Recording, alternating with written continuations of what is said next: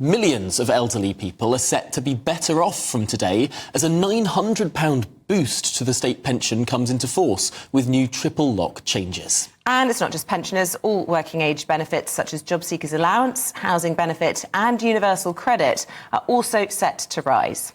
This comes as, despite the strain on the public purse, the Chancellor pledged to maintain the triple lock till the end of the decade. So will these latest economic boosters be enough to help turn the tide for the Prime Minister? Let's get the thoughts of the political commentator Benedict Spence this morning. And good morning to you. And I suppose that question almost says it all, really. Is this more now about trying to appeal to a particular demographic to win an election than trying to balance the books? Because we know how expensive the triple lock is. Yes, it's wonderful, isn't it, to think that, a government that's sort of desperately hanging on by its fingernails is effectively trying to bribe an entire cohort that may or may not vote for it, and on the face of it probably isn't going to vote for it. I mean, I don't think it's going to play much difference. I don't think it's going to have much difference when it comes to the government's flailing efforts to try and shore up its vote. I think an awful lot of people are being turned off the Tories as it is, and that does include, I think, the grey vote. I think a lot of them simply aren't going to come out and vote for them whenever the election is. But I also think, frankly, that it's I understand why they're doing it, and this is the case with all of the benefits that are going to be rising. If they were to cut these things, if there were to be a reduction in the amount of money being handed out to people, the Labour Party would turn around and see, well, here is another example of how badly the Tories have managed the economy. They can no longer afford to pay you. And people would obviously not vote for them then. But, it does sort of take the biscuit, I think, slightly to understand the amount of money that's being added, especially to the triple lock pension, when you consider the number of other areas of the state expenditure that are not going up.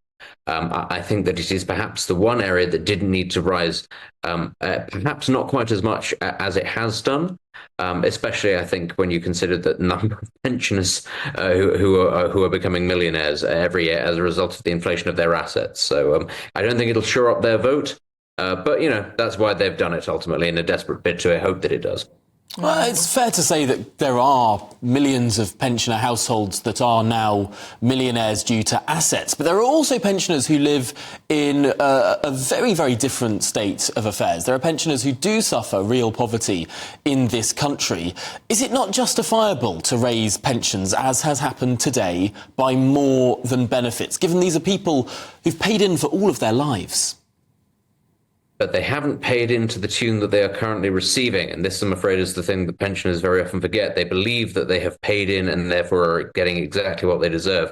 They've paid in significantly less on average. Now, I would be very much in favour of some sort of means-tested or, slightly more means-tested system where the neediest pensioners were given more money, but perhaps at the expense of those who don't. And as we've seen, actually, very few pensioners used to be millionaires. Increasingly, as a result of political decisions across this country, they are becoming so in large numbers. It is the case, ultimately, that there are many who simply do not need this rise.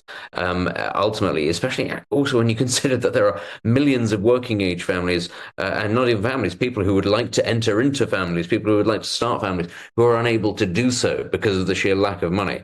To sort of see more money going to people who have not paid in the equivalent amount over their lifetime, being propped up by these people, the next generation, who are unable to get on that sort of first proper rung of civilization, start a family, own a house, all that sort of thing. I think it's slightly egregious.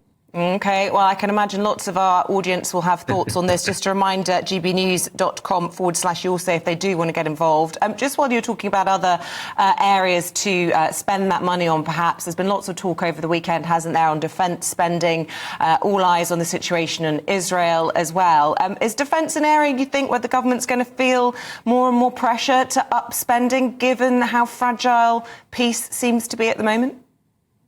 It is and it isn't. I mean, there have been a sort of steady drip feed of stories about how the UK isn't ready for war, how we might need to bring back conscription over the last couple of weeks and months.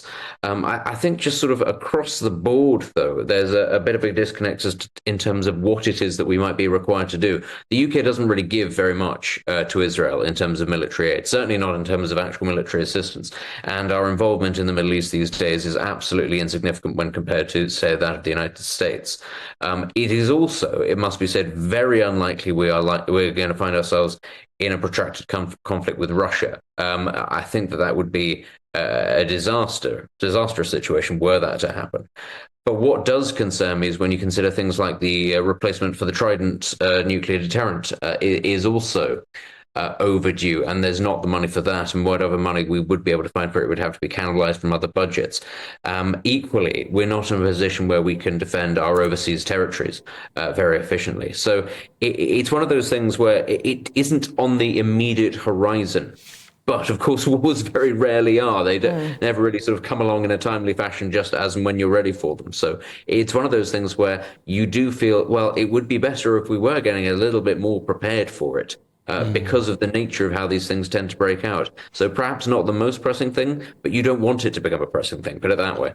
And if anything, it's more likely to become a pressing thing if you don't prepare for it. It's almost that sort of self-fulfilling prophecy. The moment that you deplete your armed forces is precisely when the enemies of you might strike. But just finally, Benedict, this is all in the context of a sclerotic economy, of an economy that, yes, it was back to growth in January, but by 0.1%. Comparing to the growth that the Americans are seeing, for example, it's nowhere near. In fact, all of continental Europe is growing very, very slowly. What's Europe doing wrong that America's doing right? Well, Europe, having sort of kick-started the Industrial Revolution, especially in Britain, or the Renaissance and all of these other things, has decided now that we've reached our level. It's decided that it's discovered what all that there is to be discovered, and that there isn't now a nascent industry that it doesn't want to regulate. And I'm afraid that that's as much the case for the UK as anywhere else. One of the massive perks of Brexit was supposed to be that we were going to be able to deregulate or re-regulate any industry that we wanted to become an industry leader wherever we chose, and we have chosen simply not to do that. We've decided to sort of carry on business as usual. So it's the tricky thing is, I think in the United States, as well as the sort of the happy marriage that they have into access to finance, access to resources, there is also the attitude, certainly in some states, that progress for progress's sake almost is worthy of pursuit. Whereas in Europe, I think we take very much the opposite attitude. And I think anybody who remembers what it was like being a member of the European Union, being told, absolutely not, you can't do this, X, Y, Z, because Europe says you can't, would sympathise with that. But there really is no excuse. Britain has been outside of the European Union now for some time, and on the watch of this Conservative government, I think has failed to take advantage of the opportunities potentially provided by Brexit. We no longer need to be in this situation, yet we continue to choose to be. Sadly, I don't think that things are going to change under Labour. Labour are continuity, big state, big regulation. So we're in for another 5 or 5.5 years, depending on when Rishi Sunak decides to call the election, of sluggish growth. Okay. Benedict Spence, political commentator, thank you very much indeed for your time. And just a reminder, gbnews.com/your say is how you send us your views from today. What a cheery way to start the morning.